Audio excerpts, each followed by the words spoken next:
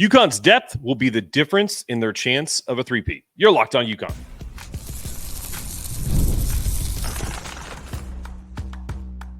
You are Locked On UConn, your daily podcast on the UConn Huskies, part of the Locked On Podcast Network, your team every day. Thanks for making Locked On UConn your first listen every day. We are free and available wherever you get your podcasts and on YouTube as part of the Locked On Podcast Network, your team every day. A little housekeeping. My YouTube support has been amazing. I'd love to have all my subscribers download the audio version wherever you get your podcasts. It's equally as important for helping the channel and the Locked On UConn audience grow. So if you can do me two quick favors, first, click that little subscribe button at the bottom of your screen, then head over to Apple or Spotify, wherever you get your podcasts. Hit that follow button. That's where you'll never miss a moment of Locked On UConn. I can't tell you how much your support means. And if you're tuning in from your car and you're an audio listener, please drop us a 5-star review. Good reviews trigger great referrals for similar shows where we could get some new audience members who are interested in more UConn content. On today's show, we talk about UConn's depth, with ultimately being the difference in their three-peat chances. We bring in David Borges of Connecticut Insider. Let's get David in here. Right. Welcome, David. I have to ask you the first question of the day, man. You've been covering the team for 17 and a half years. Do you agree with the sentiment that UConn's depth will ultimately be the difference on a three-peat or no three-peat? I think so. I think it'll be the difference if they're able to do it, because as talented as they are, they lost a lot of talent, most likely 2 NBA lottery picks, probably 4 guys who are going to be playing potentially the NBA next year. That's a lot of talent to lose. Sure. You're going to be filling it in with guys some young guys, some freshmen, some guys who haven't been part of the program. So you can expect maybe some of these guys might take a little bit to kind of get going and whatnot. So I think the fact that they have so much depth at just about every position is going to be the key to getting through this season and possibly repeating. And also, of course, there's always the prospect of injuries as well. So, yeah, depth is big for UConn. It has been since Dan Hurley's taken over, particularly over the last few years. Yeah, do you think with as you mentioned, losing 4 potential NBA players, 2 lottery picks, do you think some of this is by design, kind of the structure of the team, how the organization is run, so that if for some reason, and I'm not saying this is going to happen, but whether it's injuries or maybe they double down on their Fab 5 -1, if one of those guys don't work out, they have others to kind of step in. So where we think they're 10 deep, it may actually end up being more like 8. Oh, yeah, sure. I mean, every year Dan Hurley wants to be 9, 10 deep. Ultimately, it ends up being kind of 7 or 8. Last year they kind of got to 8 when Jalen Stewart sort of emerged towards the end of the year. So they kind of have an idea that maybe a couple of these guys may need maybe 4-year type guys, may not be quite ready to go. A couple of guys who have already been here maybe still might not quite be in that top end of the rotation. So, no question about it. Dan Hurley loves the fact that he's sending these guys to the NBA. He doesn't hold them back at all. He tells them to go when they're ready. He doesn't keep them back for selfish reasons. So he knows guys are going to be leaving for good things, and he's going to keep replenishing them with the best players he can get. Absolutely. You were at the Champions Dinner, I believe. Is that true, at the AquaTurf in Southington? Briefly, yeah. I wasn't at the dinner, but I just, yeah. You popped in?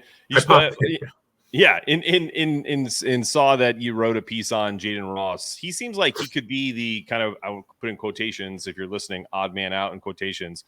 But what sense do you have that Dan Hurley is expecting a breakout season from Jaden? He's mentioned him in quite a few media availabilities. Yeah, I think he has a lot of faith in Jaden as a player, he's a great young man. Pleasure to talk to, and really nice kid, mature. He understood last year. I talked to him in the during the tournament. Do you get it? Do you get it while you're not? He's like, yeah, I understand. My time will come. He said almost those exact words. Last year during the preseason, during in the inter squad, I believe he started the closed door scrimmage against Virginia. He was definitely set to be a potential rotation guy.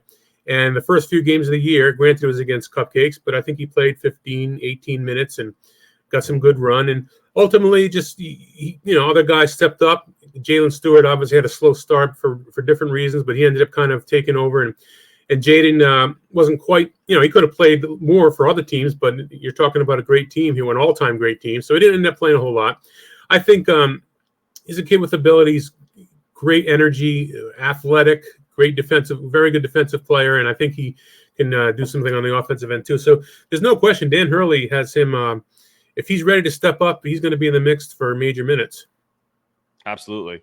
So let's talk about this roster. We talked about depth. Dan Hurley wants to be 9-10 deep, may end up being at 8. But, in theory, top to bottom, again, knowing your history of covering this team, has there ever been a team as talented, maybe with this not a lot of questions? There's a lot of questions that need to be answered. But just from a pure talent perspective, where would you rank this team coming off of a national championship, but just in UConn history? Well,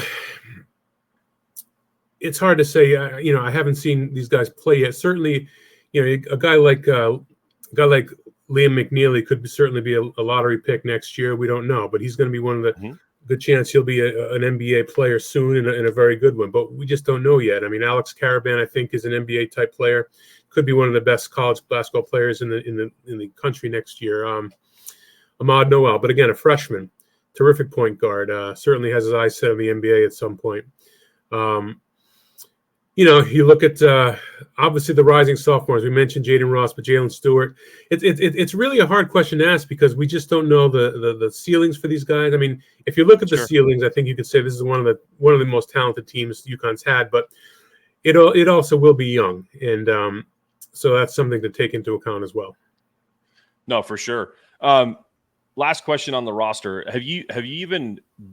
I know it's so early, right? We're less than 5 months. It seems like forever, UConn fans, so don't worry. But we'll get there. But I know we're not close to the season. But I've been doing some, mad scientists trying to get into the minds of this, great coaching staff. Do you think they have an idea of if it goes the way they want it to go? That they have small ball lineups, larger lineups, like. The amount of positional versatility that UConn has can be kind of maddening. I've done a few things on a whiteboard, and it's like you could put Alex at the 5. You could do a really quick lineup with a big with Sampson. I haven't seen Terrace play a lot, but I've heard he's been pretty impressive. I mean, how many combinations do you think they really have? 10, 12, like 5? Like where do you think that lands?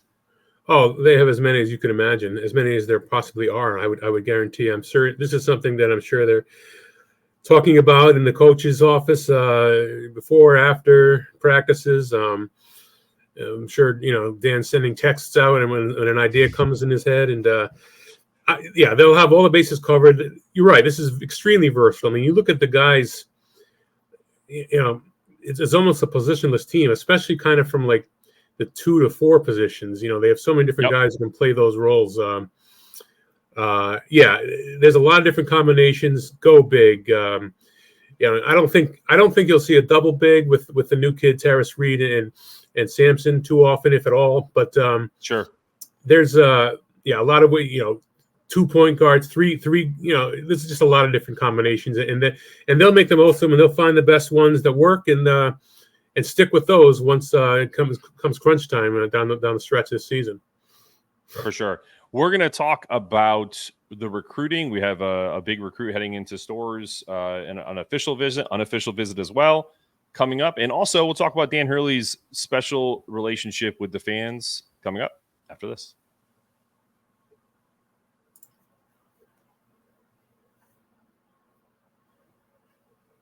eBay, passion, drive, and patience. The formula for winning championships is also what keeps your ride or die alive. eBay Motors is everything you need to maintain your vehicle and level up to peak performance. Superchargers, roof racks, exhaust kits, LED headlights, and more. Whether you're into speed, power, or style, eBay Motors has you covered with over 122 million parts for your number one ride or die. You'll always find exactly what you're looking for. And with eBay Guaranteed Fit, your part is guaranteed to fit your ride every time or your money back. Please, because with eBay Motors, you're burning rubber, not cash. With all the parts you need at the prices you want, it's easy to make your car the MVP. Bring home some huge wins. Keep your ride or die alive at ebaymotors.com. Eligible items only. Exclusions apply. eBay Guaranteed Fit only available to U.S. customers. Okay, we bring back David Borges of Connecticut Insider. David, you also wrote a piece about Malik Thomas, also Acadian Lewis. They're making their official and unofficial visits. believe it was either yesterday or today. I'm not quite sure on that.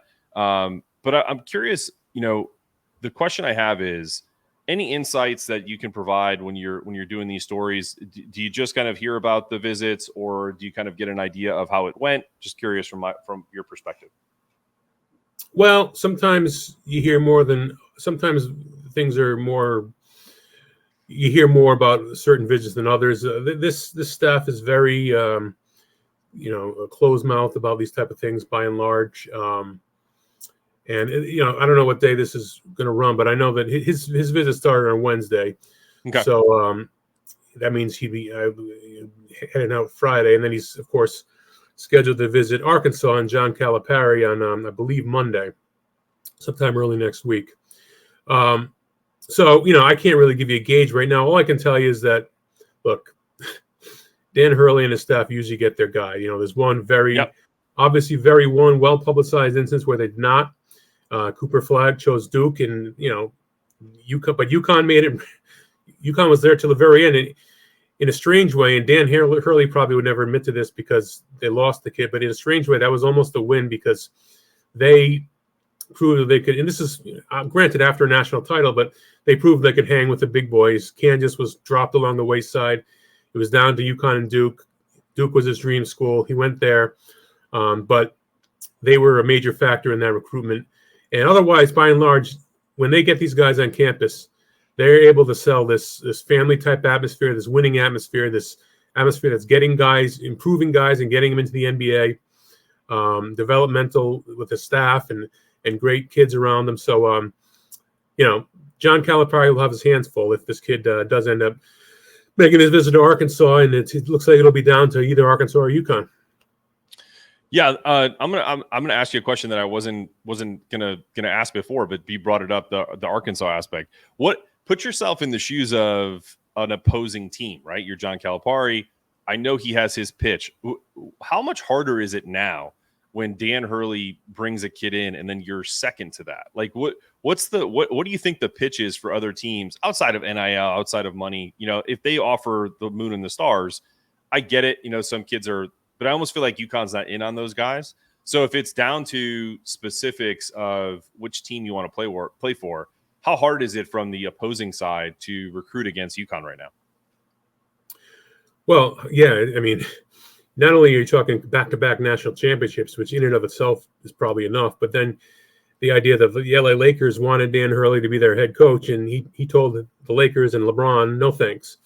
Kentucky wanted him to be their head coach. So in the past few months, he said thanks but no thanks to two of the all-time great franchises in their respective in college and pro basketball. So there's just so much going for UConn right now. It's this kid. Now he did visit Kentucky when Calipari was still there. I'm sure they have a relationship. And look, I know UConn fans don't like John Calipari, and there's reasons not to. But obviously he has a history of sending guys to the NBA. A lot of them are one and dones. I don't know how much actual development he does with that, but he's got a national title, and in my opinion, he's a Hall of Famer. In my opinion, he's a very, very good coach. So, and you can also, along with the NIL and stuff, don't forget, you could probably sell SEC and maybe what's perceived to be a better conference, better competition night in, night out, better exposure on ESPN, things like that. So there's a lot of different things you can sell, but it's tough to. I wouldn't even try to sell against Dan Hurley at this point because I think the kid would probably see through that. No, that's a great call out. Dan Hurley has famously says he recruits the parents as much as the players. If someone was coming to make an official or unofficial visit, as these two gentlemen are with Malik Thomas and Caden Lewis, has he already vetted out those parents, or is that an ongoing thing from your understanding? I think so. I mean, there's probably instances where you're not as able to do that as much as others. There are some maybe families that aren't. I'm sure they're all involved in the process, but I think so. Whether it's Dan or certainly his assistants, Kamani Young, Luke Murray, I think they certainly have a good gauge on where the family situation and whether or not they have parents who are going to be complaining about things, going to be want a certain amount of money and NIL and all that kind of stuff. So, yeah, I would say that it's probably been vetted pretty well. But I think even though Dan says that, and he certainly means it, I think there probably would at times be a guy who is so talented that maybe you look past a little bit of that. But by and large, I think there's no question that, they're looking for good, solid kids, and that with a good, solid kid usually comes from a good, solid family. That's very true. Dan Hurley and the fans. You wrote a piece about the unique relationship. Why do you think that works? What is it about Dan that he connects with fans on any level? Well, and Dan said himself, he's just like a regular guy. And when you talk to him, you realize that. In fact, he's very self-deprecating about just about everything he does, with the exception of coaching college basketball and former playing. Even his playing career, he kind of like, sort of needles himself about that a little bit at times. But I think he connects. It's interesting just to watch him interact, because a lot of coaches will, they pause, coaches or players, they pose for the photo, they sign the autograph. But I've seen Dan actually like engaging to the point where he's actually asking the fans questions. Like, he kind of legitimately wants to know what excited about you, this team, what excites you about this team next year? What players are you going to miss the most? That kind of stuff. It's really interesting, because I think he likes to get sort of his finger on the pulse of what fans are saying and thinking. And so he relates, and he thinks he's just another guy, really, who happens to be able to coach and run a basketball program very well. No, that's a great answer. I think, having never met him in person, like I do feel like even from afar, people get an idea of who he is. So I think that's a fair response. Last question on this topic with Dan Hurley. He obviously famously turned down the Lakers. I don't really know if there was an official offer with Kentucky, but the overtures were denied. Why do you think he wants to turn this challenge? Do you think it's mostly because of the history that is the three-peat related, something that hasn't been done in 50 years or 50 plus years? Because look, if you go to the NBA, I know Monty Williams just got fired after 1 year, so there's not a lot of security, but it's a lot of money. There's actually time off in the NBA. You don't have to continue to recruit players. You can actually take, a month or two off. Do you think that he is just so addicted to this grind of being a coach in college basketball or do you think it's just he's waiting for the right opportunity and the Lakers weren't it? I think, see, Dan loves to build a program, and he enjoyed. He did it at Wagner. I mean, he was only there 2 years, but he turned that around. He did it at Rhode Island. Turned that team into a back-to-back tournament team. Won NCAA tournament games back-to-back years for the first time in like 20 years or so. And obviously he's done it here. So now it's almost like, now what? Right. And I think almost like, I almost wonder if they hadn't had the success they've had the last couple of years, if that would tempt him more, because I mean, as long as he had turned the program around to a significant degree. Now I think it's almost like the next challenge is to not rebuild, but just revamp a quote-unquote dynasty and try to. I think history means a lot to him. There's no question. John Wooden, his dad was a John Wooden disciple. Dan read John Wooden's books. To have his name next to John Wooden would mean a lot. I think that's a big reason why he's back. I don't think it's the only reason. I think you're right. I don't think LA was quite the right fit for him at this time. Maybe in the future, more of an East Coast team would be. But and look, he didn't. When Alex Caravan is 50-50 the morning he wakes up that morning, and then he ultimately decides to come back, and then a week later, Dan leaves for the Lakers. That would have been tough. I think Dan would have had a problem doing that. And if it was maybe April-ish, mid-April, early May, that's one thing. But when you get guys back and you got recruits in, it's hard to say goodbye like that. No, I couldn't agree more. I think we all were pretty set on. I wouldn't say all, but I think there were some scared folks in UConn land. But yes, there were. But I agree with you on that. When we return, we're gonna play our fun Locked On UConn game with Who Do You Want with David Borges coming up after this. All right, quick turnover here. David, we play this game with everybody, and I always steer it. The first question is a road trip question. My wife and I just bought a minivan for our gaggle of children, and one that's coming on the way. So we needed more room. Now, you now have the minivan. It's a Kia Carnival. Congratulations. I parked it in your driveway. You can take any 4 players or coaches that you covered or in UConn history on a road trip cross country. Who are you taking and why? Wow.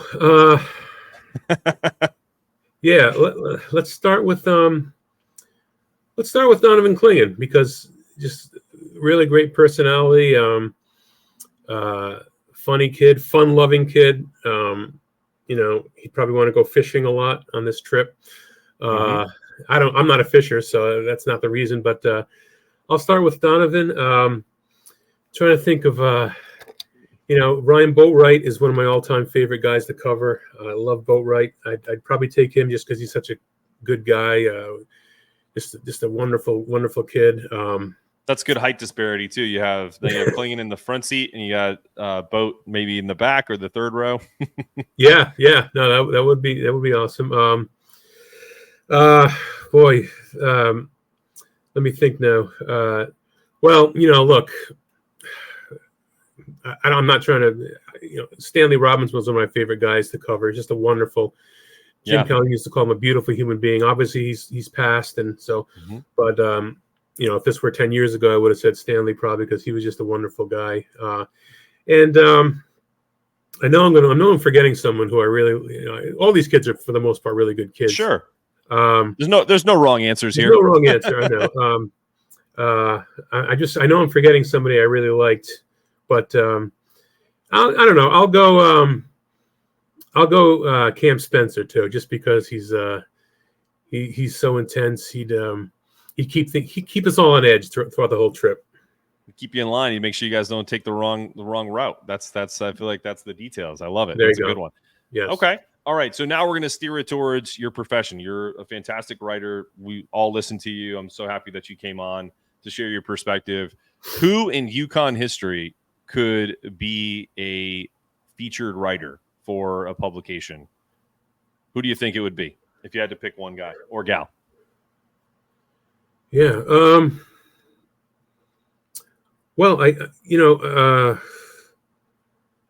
Since writing is a profession where you have to have incredible intelligence, some would argue that. Many would argue that. I guess I'll just say Pat Lenahan. Remember him, the walk-on, who was like who was just now he was more, I think, into the sciences and maths. I don't know if he'd be a great writer, but just because of his great intelligence, I'd go with Pat. I love it. Okay, so don't know if you knew this. I was a professional tennis player. I won the Connecticut State Championship in 1999. So I've been asking people this question. Now I'm older. I'm 43 this year. People wrote me into pickleball. If you haven't played pickleball, if you have or haven't, who would you pick as your pickleball partner? I'd probably go with. I feel like in pickleball, am I wrong? But height isn't a big deal. It's almost better to be sort of smaller and kind of more compact. So maybe I'd go with. Pop up. What's that? I said the ball doesn't pop up. It's a kind of a wiffle ball. So maybe I'd go with like a Khalid El-Amin. That's the second one I've got of that. That's a fantastic answer. I love that. Okay. One of my all-time low center of gravity. Great competitor. I am built like Khalid El-Amin, so I would say that's a great choice. Okay, last one. You are walking down the street. You have hit the lottery and you are famous now, for just winning the $1.5 billion Powerball, and everyone knows you are. You need a security detail. Who in UConn history is your bodyguard? You can pick two guys. Let's say you have two folks to be your security detail. Have to go with Jeff Adrian as one. The warrior, as Coach Calhoun, Jim Calhoun used to call him. Just 6'8", 245, tough as nails. That's got to be one of them. And who else is this? The tough warrior type of guy. I mean, you know what? I might go with Kemba just because he's such a fighter. Yeah. Okay. I don't think anyone's going to want to mess with him. He's not the biggest guy in the world by any stretch, but just a guy who's dedicated to what he does. So I'll get it. We got to get Kemba in there somewhere. So I'll say Kemba. I love it. David, before I intro or outro us, tell people where they can find all of your articles. I know it's Connecticut Insider, but I'll let you do some promotion if you want, where people can, if they aren't reading you, they should. So the floor is yours. Yeah, I know it can be a little confusing. CT Insider is the site. It's Hearst Connecticut Media, but you can follow me on @Dave Borges on Twitter or X. And it's also the New Haven Register, Connecticut Post, several Stanford Advocate, several other papers. So there's several different sites you can find them on, but CT Insider is probably the best way to go. That's right. That's where I reach you, and I really appreciate you coming on the show. Locked On has launched the first ever national sports 24/7 streaming channel on YouTube. It's now also available on Amazon Fire TV, covering all the top sports stories of the day with local experts of Locked On, plus all your national shows covering every league. Find Locked On Sports Today, now available on the free Fire TV channels app. This has been another episode of Locked On UConn. I'm your host, Mark Zanetto, for David Borges, asking you to stay locked in, stay connected, make sure your toughness meter is always rising. And as always, go Huskies.